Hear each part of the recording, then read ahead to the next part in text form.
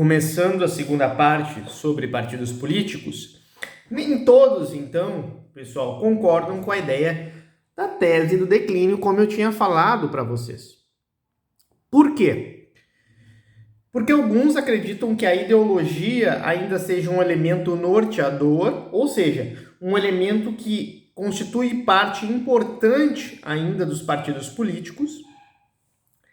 Uma segunda crítica diz que o deslocamento da arena do conflito, tá? Ele não é tanto mais num sentido clássico, que eu já vou explicar isso um pouco mais adiante, refinar um pouco a compreensão de vocês sobre o que é esquerda e direita. Mas ele é mais no sentido mais liberal ou mais conservador, tá? Ou seja, é que os parâmetros do conflito eles estão diferentes. Isto vai ao encontro também da ideia de que, bom, os partidos políticos, eles vão, obviamente, mudando conforme a sociedade muda, conforme a cultura das pessoas mudam, o modo de vida das pessoas. Então surgem outros conflitos, por exemplo, tá? Já uma terceira crítica diz que essa tese de declínio ideológico, na verdade, ela é uma tese em si, ela é uma ideologia em si, uma falsa ideologia numa concepção marxista, né? Porque muitas vezes, isso é comum, tá, pessoal? Quando tu tá às vezes até em conversas acadêmicas, nunca vou me esquecer de um aluno, meu colega de mestrado, lá no mestrado ele já formado, né? Ah, professor, mas, né, perguntando para o professor da disciplina, um ótimo professor por sinal que eu tive, dizendo, mas isso aí é coisa antiga, isso não existe mais ideologia, isso aí é na economia, né, isso aí, existe o correto, existe o errado, existe uma ciência econômica, mas ideologia não existe, é uma coisa antiga, uma coisa ultrapassada, nas palavras desse meu colega. Evidente, pessoal, que alguns pensam assim, mas que no fundo, isso pode também ser uma ideologia. Inclusive, a gente pode fazer um certo parâmetro com esses movimentos e com esse discurso, que é um discurso conservador e de direita, muitas vezes, dizer,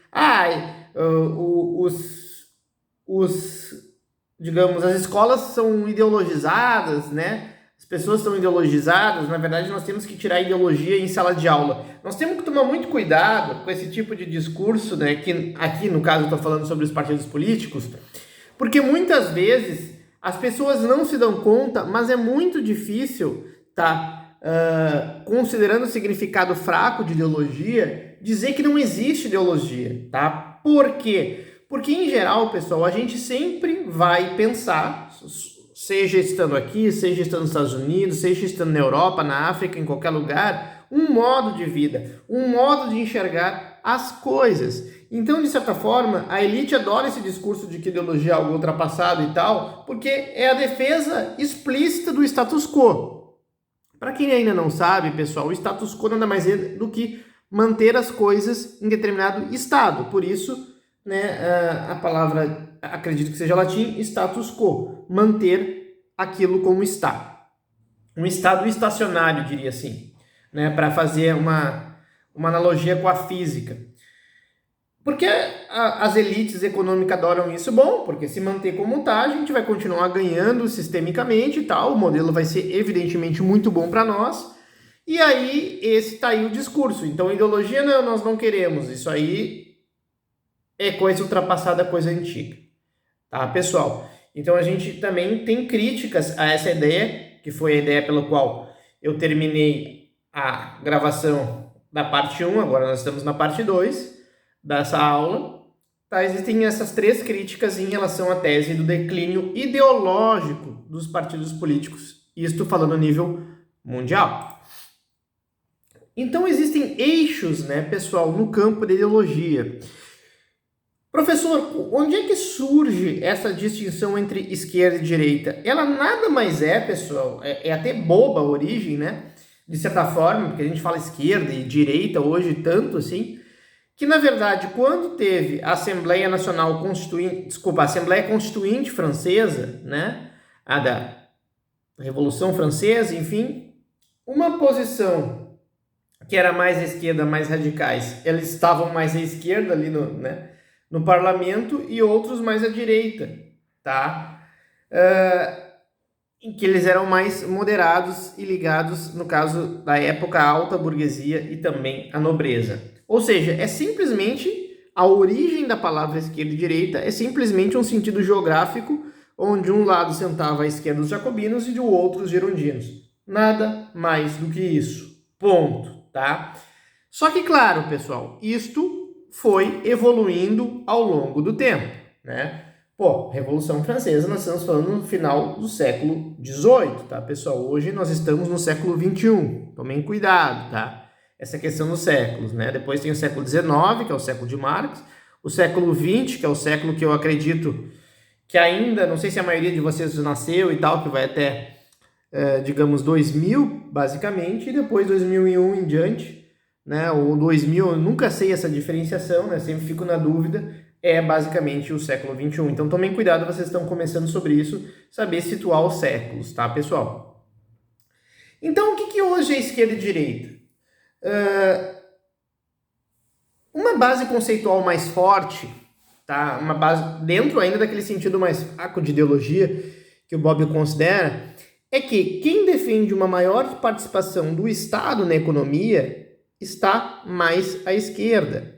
Ou seja, a diferenciação entre direita e esquerda muitas vezes se concentra entre participação do Estado na economia. Então, os mais liberais ou mais à direita defendem que o Estado não deveria tanto intervir economicamente, porque ele prejudica o andamento pleno da economia, e deixar o mercado, né, seguir fluentemente mais normalmente.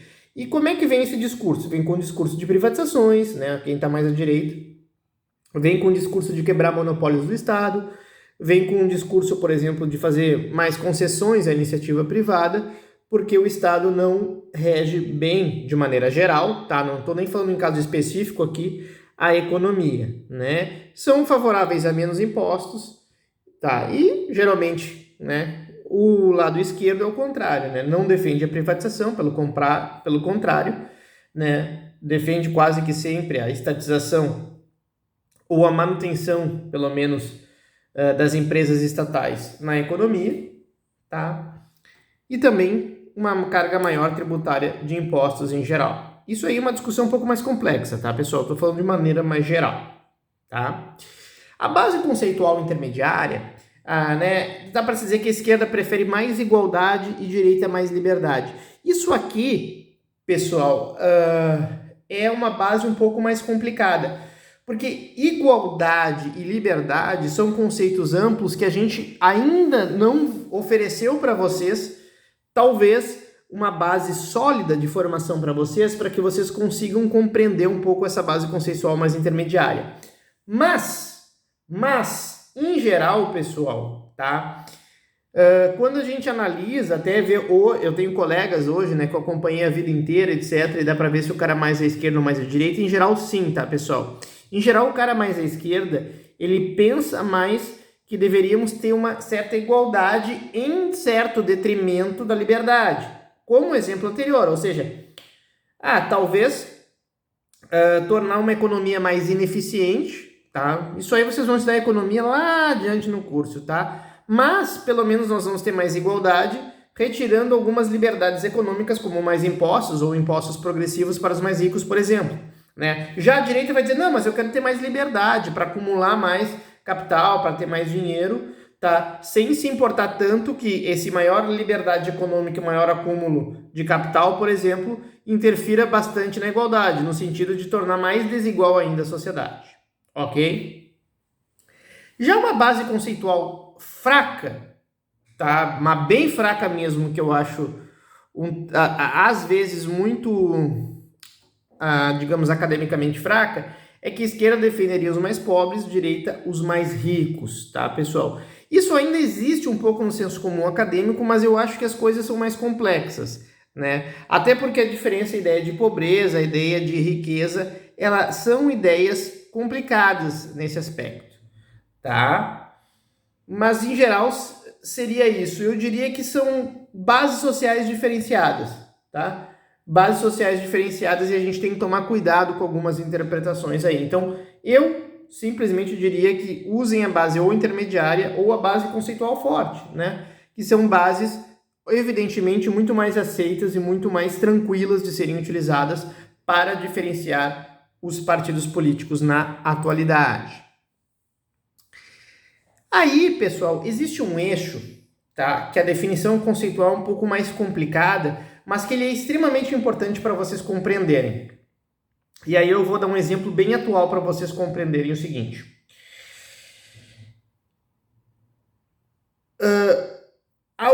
A ideia de valores conservadores, tá? Ela é antiga, evidentemente, mas tem um teórico que se utiliza muito, que é o Edmund Burke, né? Que defendia valores valores de família, valores familiares, religiosos, contrário a mudanças mais abruptas, né? Ele era um crítico à Revolução Francesa. Assim como Tocqueville também tem suas mágoas com a Revolução Francesa. Ok? Ele foi um deputado, mandatário inglês, se eu não me engano, o teórico Edmund Burke. Vocês podem depois procurar aí se quiser. Já a escola de pensamento liberal, ela é uma escola complicada de explicar para vocês e eu não vou me dar o trabalho aqui de explicar toda ela, porque vocês vão ter o curso inteiro para compreender, mas que basicamente aceita algumas transformações sociais, né?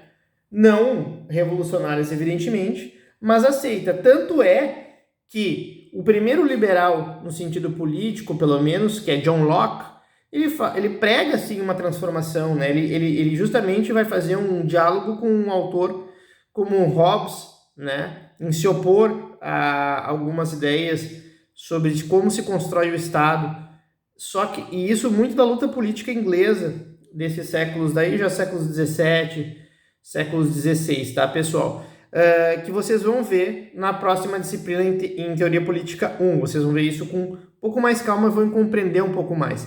Então, pessoal, muitas vezes, aqui eu quero fazer essa distinção, e por isso que eu falei atual, às vezes alguns acham, mas por exemplo, o atual presidente da República, ele é à direita.